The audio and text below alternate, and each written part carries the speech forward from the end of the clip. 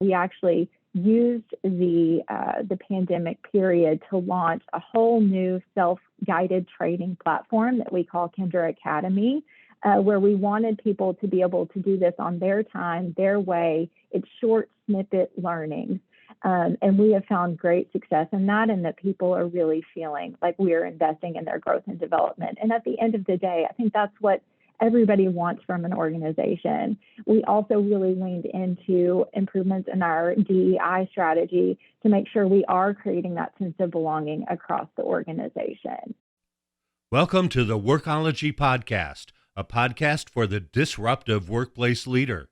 Join host Jessica Miller-Merrill, founder of Workology.com, as she sits down and gets to the bottom of trends, tools, and case studies for the business leader, HR, and recruiting professional who is tired of the status quo. Now here's Jessica with this episode of Workology. Welcome to the Workology podcast. We're sponsored by the HR Benchmark Survey. You can share your HR insights at our survey. We're collecting information and we need to hear from you. www.hrbenchmarksurvey.com. One of the things I have been thinking a lot about is benefits and compensation. These are areas that are buzzing within HR, and I'm not seeing a lot of conversations from HR and talent leaders on this topic. So today I'm excited to bring to you one of my favorite brands in the entire world, Kendra Scott, and you're going to hear from an amazing HR practitioner and talk about all things compensation and all things benefits and branding and more. Like, we cover all the things, and hands down, one of my favorite interviews ever. Today, I'm joined by Beth Ley. She's the Vice President of Total Rewards and Home Office HR at Kendra Scott, an omni-channel fashion and lifestyle brand based in Austin, Texas. Beth has continually enhanced Kendra Scott's benefit program while keeping the company's principles of family, fashion, and philanthropy at the forefront of all the decision-making. Beth received her Bachelor's in Psychology and Sociology from Center College in Danville, Kentucky, and her Master's in Science in Industrial and Organizational Psychology from Eastern Kentucky University. Beth, welcome to the Workology podcast. Thank you so much, Jessica. I really appreciate it. Absolutely. I'm so excited. And for another time, we should talk about how you came from Kentucky and ended up in Austin, Texas. But to start, I want to start with your background. How did you get into HR, and how has your work evolved over time into your current role? Yeah, so I am actually one of those rare people that is doing what I went to school for. I remember the moment in undergrad when I learned about organizational psychology, and I just knew that's what I wanted to do. I think I knew at an early age, working in my family business, you spend a lot of time at work, and that work environment affects your home life, your personal relationships, even your parenting style. And so I love the ability to learn about how to influence and create great workplaces. And I'm so lucky to have been able to grow my HR career with incredibly talented people and mentors. You asked about getting to Austin. So I did move to Austin in 2008, sight unseen. I look back at my 26-year-old self and cannot believe that my mother let me move across the country with no job, no plan. I knew I'd always wanted to work for a fashion brand, and I grew up admiring her fashion magazines from the publisher Condé Nast. And when I learned about Kendra Scott and a Texas, Austin-based fashion brand in 2010, I knew that I had to work here someday. And fast forward 5 years later to 2015, I was one of the first HR people hired onto the team. When I saw the job open, I wasn't taking no for an answer. I think I had cookies and champagne couriered over to the office with my resume. And I was so lucky to be selected as the benefits and compensation manager at the time. What a great story. And I love that you said champagne and cookies. This reminds me of a friend of mine who's also Austin based. His name's Andreas. And he relocated here to Austin, Texas with the sole purpose of working for Whole Foods one day. So I love these kinds of stories. Like, your dreams really can and do come true. Absolutely. Well, let's talk a little bit about the size and structure Kendra Scott, because I'm always interested. So where does HR sit in that structure, and what does that really look like? Yeah, so as a total brand, we have about 2,700 employees. About 2,500 of those sit in our field organization. We have people in our distribution center, and then as well as our corporate office. The HR team, I have a CHRO. Her name's Brandy Sislo. She reports directly to our CEO, and I report into her. And the total team's about 19 individuals. We have different centers of excellence. So we have a talent center of excellence, which includes learning and development as well as recruiting. We have a center of excellence that supports our field in DC, home office, HR support, employee relations, total rewards, and HR operations. My team specifically are the total rewards, operations, and home office HR teams. My next question for you is, how does total rewards factor into seasonal hiring? Because I know that Kendra Scott has a number of retail locations. So let's talk about total rewards and how does that play a role in your seasonal hiring strategy and planning? Yes, so the competition for seasonal talent is very strong. We see all types of advertisements from our competitors on what they're paying per hour, what their benefits are, and we have to remain competitive. We hire over 1,000 people that start mid to late October and work with us through the end of December. And so total rewards and the strategy to that is absolutely critical in how we attract and retain and really motivate the workforce. We see our seasonal employees as really extensions of our team. They're great brand stewards and fans, and we want their time with us to be a really compelling and thoughtful experience. So we do things like benchmarking our base pay to make sure that it's going to be competitive down to the center. We have great district managers and store managers that are feeding us information, not only from a state and local, but down to the center that we're actually working in. We also give them sales incentives. We do retention incentives like shopping parties for them and their family after the season ends. We provide amazing discounts so that they can buy all of their gifts with us while they're working with us, and also do things like Kendra Cash, which are our gift cards. And really, I think it's providing an incredibly fun, supportive work environment. And we want every seasonal employee to walk away feeling like they learned something from their time with us and they became an even bigger brand fan from their time working with us. I love that. And I'm a retail HR person. I would say former retail HR, but the planning starts really early, and it is more than just a discount that attracts people. I think there's a lot of great opportunities to work for such a strong brand and be a part of a great organization like Kendra Scott during, the busiest time of year, plus that great work experience that you're able to get in a short time so that you can either come back for the next holiday season, stick around, maybe with an option to become a part-time or full-time regular employee, or move on to a new opportunity. So I love that you do all these other things other than just, hey, it's a discount that we offer in addition to pay. It's a lot more complicated than that. It is, and yet we have already started our seasonal planning. So we really kicked that off with our teams late June, early July for that October timeframe. So yes, time is important. And I find every single year I've been with the brand for 7 years, we start planning a little bit earlier, and that has really served us well. I don't think the people that are outside of retail really understand the amount of planning, just strategy, all the research that goes into that before the October timeframe when people actually start coming to work at the locations for that seasonal hiring push. So it's a nice reminder that really this is an all year round project and planning phase that continues to improve and change and evolve every single year. Absolutely. Talk to me about how you and your team handled and have handled the Great Resignation. Yeah, so I was at an HR conference and I actually loved how they framed it. Rather than the Great Resignation, we talked about it as the Great Reassessment. People are taking this opportunity to take a look in the mirror and ask themselves, is my work fulfilling? Does my organization allow me to show up, be my full myself, have a sense of belonging, and do my best work? Is it providing things like psychological safety and a sense of belonging and equity?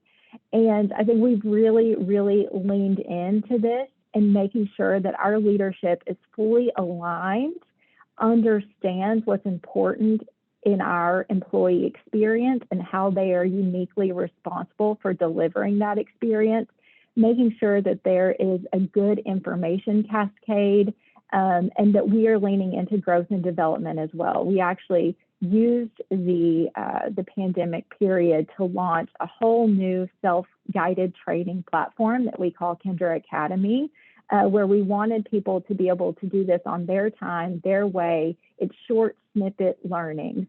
And we have found great success in that, and that people are really feeling like we are investing in their growth and development. And at the end of the day, I think that's what everybody wants from an organization. We also really leaned into improvements in our DEI strategy to make sure we are creating that sense of belonging across the organization. So those are a couple of things. I think we've been pretty resilient to the Great Reassessment. We have not seen astronomical turnover increases at our home office, our distribution center. And I think it's these things that have really given us a leg up in that. That's really awesome, fantastic news that you haven't been impacted as much as I think other organizations, and really speaks to the ability for you to listen to employees, make changes based on maybe suggestions or ideas that resonate with them. I love micro learning. I love self-paced learning. I think it's such a great way to help employees get access to quick resources, especially when you're busy in the retail sector, where I feel like you're always juggling multiple things. So awesome job. Let's take a reset. This is Jessica Miller Merrill, and you're listening to the Workology podcast, sponsored by HR Benchmark Survey. Share your HR insights at www.hrbenchmarksurvey.com. Today, I'm talking with Beth Ley. She's the Vice President of Total Rewards and Home Office HR at Kendra Scott. Benchmarking and data is crucial to HR leaders. Workology's HR Benchmark Survey is an always-on survey, and just by taking the survey at hrbenchmarksurvey.com, you're signing up to get comprehensive quarterly results, white papers, and other research from the survey right to your inbox. It takes 10 minutes or less to complete. Visit hrbenchmarksurvey.com. Kendra Scott has earned the 2022 Best Place for Working Parents business designation. I love this. And this was in recognition for their commitment to supporting working parents through family-friendly policies and practices. Can you talk to us a little bit about your three pillars of family, fashion, and philanthropy as an employee value proposition? Absolutely. The three pillars are really what attracted me to come work for Kendra Scott, as they did for so many others of my coworkers as well. I know what I love about the three pillars of family, fashion, and philanthropy is when Kendra started this company 20 years ago, she said, these are the three things that we are going to stand behind as a brand. And that rings true today in the same way that it did when she first founded the company. We assess every single decision we make through the lens of that. Is it supportive of our pillars? Is it a transparent decision? Does it allow for creativity and a celebratory work environment? And that means for us that we don't over policy or over process. Those are our guiding North Star, but so they leave gray area and white space to lean into our employees in that moment, understanding their unique set of circumstances and perspectives. So for example, some of the benefits that we stood up during the pandemic were meeting employees where they were in that moment. As the world emerges from COVID, we have shifted some of those. Some we have sunsetted, and some we have actually amped up. A good example is our Kendra Scott Family Fund. So this is a 501c3 where people can ask for a grant. It is not, they do not ever have to pay the money back, but it's if their family is facing a financial hardship. And during the pandemic, we added childcare hardships to that, the set of things that people could request the money for. So that's just like one example of a way that we could pivot really quickly and lean into people when and how they need us to lean into them. I just want to mention, like, even when we talked on the prep call, I was just really impressed about how flexible Kendra Scott is being with offering different benefits and just recognition and just helping support employees. In fact, you had told me about with the baby food shortage. Can you just talk real quickly about what y'all were doing for that? Yes. Yeah, so as a parent of a 12-month-old, this one really, really hit me. I was very upset when I woke up in the morning. I was reading my morning news that this shortage was happening, and so again, we pivot quickly, and I was able with one call to get approval for us to support our parents that were in search of formula, either through giving them paid time off outside of their regular PTO bank or subsidizing the cost of shipping if there were shipping costs where they were trying to find the formula abroad. So it's things like that where we continue to be nimble, we lean into that white space, we meet people in the moment. And that really meant a lot to people who were really stressed. That was an incredibly stressful time. And thankfully, we're starting to come out of that. So again, that's another benefit that we'll be able to stand up and then sunset in a couple of weeks or months, hopefully. It's just such a great example for me about how benefits can change, flex, and evolve. And it's okay if things come and they go, but you are in the moment, been able to make changes very quickly to support your employees. And I just think that speaks so much to Kendra Scott as an organization, and it's the leadership's ability to trust team members, heads of HR, organizational leaders like you to be able to make recommendations and for them to run with it. Absolutely. I have a passion for benefits, and I think they can bring so much heart and care and connection to an organization. I want to talk a little bit more about the employee value proposition because I'm kind of a nerd when it comes to EVPs. And I have sort of made it my mission with resources about EVPs. So I will link to a list of employee value propositions by different organizations in the resources section of this Workology podcast episode over on the workology.com side. But I wanted to talk to you about how does your EVP factor into the brand you present to candidates and customers? How does that kind of all work together? Yeah, so I love our brand statement around our EVP is that our employees and our customers are the heart and soul of our brand. And I just think that's so beautifully worded and so authentic and really demonstrates how we lean in and see our customers and our employees. I think that means that we are providing unique and curated personal experiences both for the customer and for the employee. We're creating genuine connection. Our philanthropic programs and give backs are incredibly high for a company of our size. And we also lean into our local communities. So it's not just nonprofits that we're supporting, but we will support a family member in our community that might be undergoing a difficult circumstance. So the sense of purpose and belonging that creates is incredibly important to our teams. I say all the time that we design and sell beautiful jewelry, but that jewelry actually creates our economic engine to do good in the world. And Kendra has taught us all that giving back is the truest form of success. And so that just rings true through everything that we do and provides a really beautiful shopping as well as employment experience. So great. And I feel like it's very clear employees fully understand how Kendra Scott supports them, what they're all about, and supports customers, and also really clear. It's just sometimes hard for the EVP to come through for both the culture, company culture, and for the customers. But I really, truly feel like Kendra Scott does an amazing job of making that connection, and not all organizations do a great job of that with the EVP. Thank you. Yes. I think we've really tried to lean in big customer moments. We also want to feel like big moments for our employees. To say we're launching a new product to customers, we will do things like having launch parties at our office and stores and our distribution center.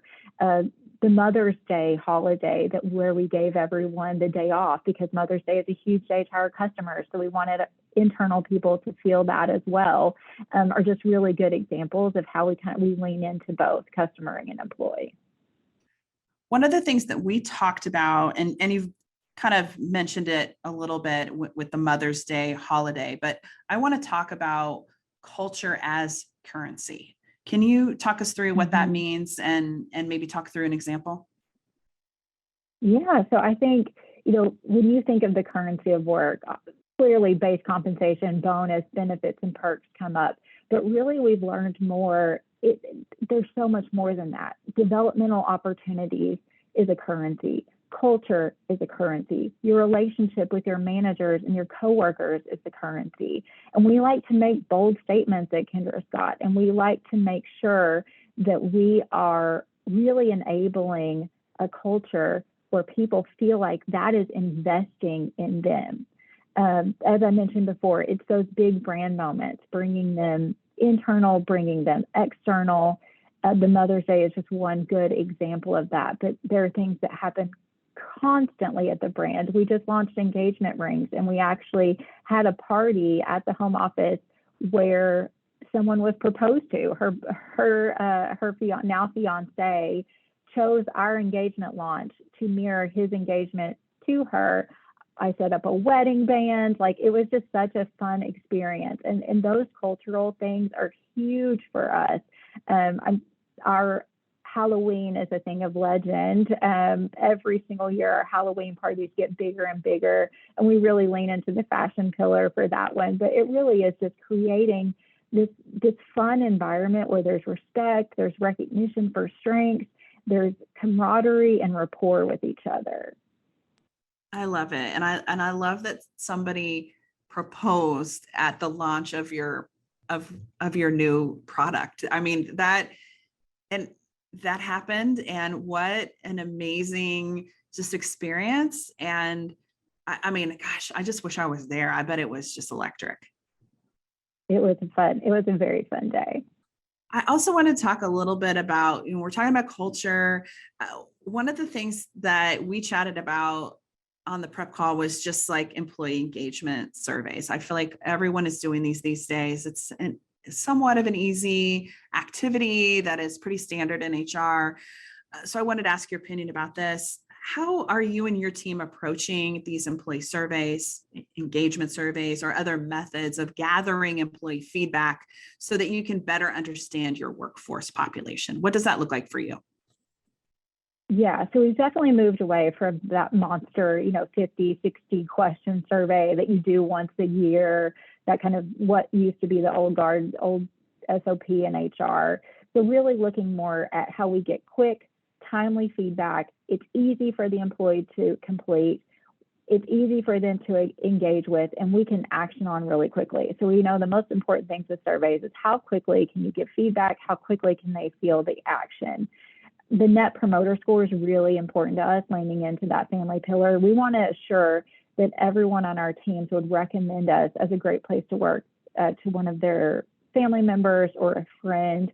And I think for HR, it really is about developing the relationships, having really strong HR business partner support, feeling integrated into the teams you're supporting, and having your ears and eyes open at all times. We do HRBP listening sessions, but really creating that open door environment. And I love getting in there and surprising some of my client groups with the things I know that are going on in their team. They're like, oh, you know about that? I'm like, I do know about that. It's all about being in there with the business, understanding what are some of the things they're celebrating and what are some of the things that they're struggling with, and providing that support and getting feedback all along the way in the moment. So when you are talking about net promoter scores, are you just asking team members a single question, like in the traditional session? Yeah, correct. It is just, would you recommend Kendra Scott as a place to work to a friend or family member? Wow. I feel like it's so simple, but also it's so complicated at the same time when you go that route. But I love it, because then, I mean, it's pretty much there in black and white. It's either good or it's bad. And then now and then now you have to work to uncover what what was meant, and then how you can move forward to improve the Exactly. experience. Exactly. Mm-hmm. Well, Beth, I have really enjoyed our conversation. Thank you so much for taking the time to talk with us today. Where can people go to connect more, to learn about Kendra Scott and also you? Yeah, just kendrascott.com. We have our careers link is right down there at the bottom, and it's constantly refreshed with open roles, both in our field distribution center and our home office groups. So definitely engaging there. We have a great facets blog. We talk about our philanthropy, kind of what Kendra is up to. It's a really cool way to follow the brand, as well as on Instagram. I hear we have a TikTok. I am not sophisticated enough to follow our TikTok, but we have that as well. And then please add me to LinkedIn. It's just Beth Ley at Kendra Scott, and you'll be able to find me there. Amazing. Well, we'll link to the career site, the article that kind of first inspired me reaching out to you and asking you to be on the podcast, the Mother's Day post and announcement, and then also your LinkedIn. So I really appreciate you taking the time, and it was so great to learn about everything that you and the team at Kendra Scott and HR are working on. Thank you so much, Jessica. I really appreciate the time. Total rewards is such an important factor in our employer branding, employee value proposition, and the ability to attract and retain talent, especially seasonal talent. And it might not be something that you have thought of, but those of us who have worked in retail, like myself, know how important compensation and benefits and just total rewards are in bringing in that seasonal talent into our organizations. I appreciate Beth for taking the time to share her experience with us today. Thank you for joining the Workology podcast, sponsored by HRBenchmarkSurvey.com. Participate and share your story in HR by visiting HRBenchmarkSurvey.com. This podcast, the Workology podcast, is for the disruptive workplace leader who's tired of the status quo. This is Jessica Miller Merrill. Until next time, you can visit Workology.com to listen to all our previous podcast episodes of the Workology podcast. I'll see you soon.